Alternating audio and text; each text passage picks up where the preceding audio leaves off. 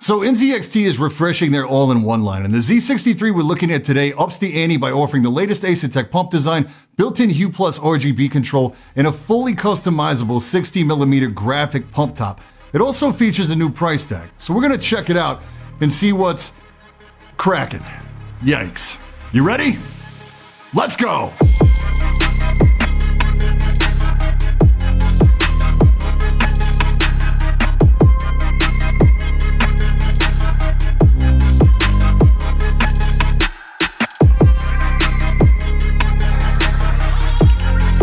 Yo, I'm Brian P. You're watching Bad Seed Tech, and today we're checking out the Kraken Z63 all-in-one CPU cooler from NZXT. Retailing for $249.99, the Z63 is the 280mm version of NZXT's new higher-end Z series, which is available in 280 and 360mm rad size. Their X series is getting a refresh as well, and you'll find those prices are a little more in line with what we normally see from the Kraken X series coolers. The major thing that sets the Z apart is the new fully customizable LCD pump top, which can display system stats, still images, animated GIFs, you name it. The other thing is that it includes the ability to spin the fans down completely in cases where just the pump and the rad can cool the CPU. Both versions now include a Hue Plus lighting channel if you want to add AER RGB fans without having a separate Hue Plus control module. It can support up to 5 AER RGB2 fans in terms of lighting control and up to 4 fans in terms of fan control, so you could run an entire NZXT case just off one of these. But unfortunately, neither the X or Z refresh includes RGB fans. You'll just get the basic AERP fans, which are great fans, but for $250,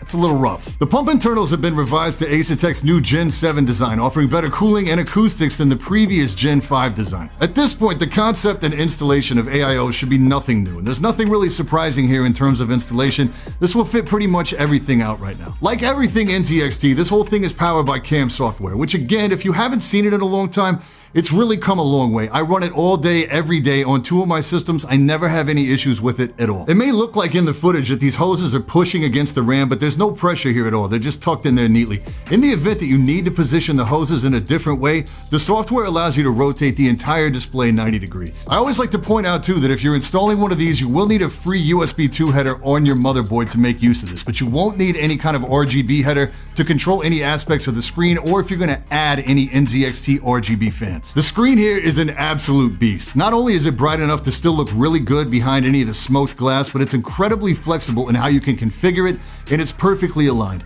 It has most of the pertinent system specs you could want at a glance. You can set it to cycle through your important specs. You can color customize every aspect of each of the options, and it has a couple graphics options that look pretty similar to the original X series. But far and away, the best feature is the ability to upload your own animated GIFs. The CAM software makes this amazingly easy to do, so anything you can download, you can put on your screen, or even design your own animated GIFs with your channel or Twitch logo or whatever. I will say that this build of CAM does have a few kinks they need to iron out, but it's all graphical stuff. There's nothing game-breaking here. As far as performance, I ran it up against the X62 in the same case, same config. Testbed is my 8700K running 5 GHz at 1.35 volts, and an EVGA 2080 Super Hybrid in the H510 Elite case. Even though exact performance numbers will differ based on what case you have this installed in, I always think it's a better, more real-world test to test inside a closed case versus an open test bench. It is worth noting here too that the chip we're using today has been delidded, so imagine like an extra 20 degrees of temperature savings versus stock. Running some AIDA64 stress tests for 10-minute runs, both the silent and the performance mode saw us topping out at a total package max of 73 degrees. Now, the reason for the similar performance is that regardless of profile, the fans are set to run at 100% anywhere north of 60 degrees. In practice, this can be louder than you'd like. That silent mode really is there to make sure that when the system's operating at lesser loads or near idle, it does operate virtually silent. I usually take the time to dial in a custom fan profile. It looks like this, and it caps the fans at 75%. I find this doesn't make a big difference, maybe 1-2 degrees in cooling performance, but it saves a lot in terms of acoustics. In our test here, we saw a package max of 74 with the fans reduced versus 73 with them running wide open. But with an ambient room noise level of between 44 and 45 dB, we see the 100% fans adding 7 to 8 dB increase over bass versus a 2 to 3 dB increase with the fans capped at 75%. totally worth it. This performs pretty neck and neck with the previous X62 in performance mode, but offered way better performance running with the fans nerfed. If you want to get even more aggressive, you can dial the fans back to like 50% and still land a package max of 77 degrees, which is a little high. You can't do that in this case with the X62, as we see that same test yield a max of 88 degrees. So it definitely performs. I've always been a fan of the X series coolers, and the Z cooler is a real looker here. But it's not the only game in town. In an upcoming review, we'll take a look at the Aorus AIO, which also comes in 280 millimeters, has a 60 millimeter customizable LCD display, includes RGB fans, and comes in about $40 cheaper. It is running Asetek Gen 6 tech though, instead of the new Gen 7, and it's not perfect. In no way is any of the Aorus software on par with CAM, neither in terms of just everyday operation, and especially not in ease of configuring the screen. But in terms of value, the Z63 feels overpriced by not including RGB fans. In addition to the Aorus, both Thermaltake and Corsair both offer similarly priced units that include RGB fans.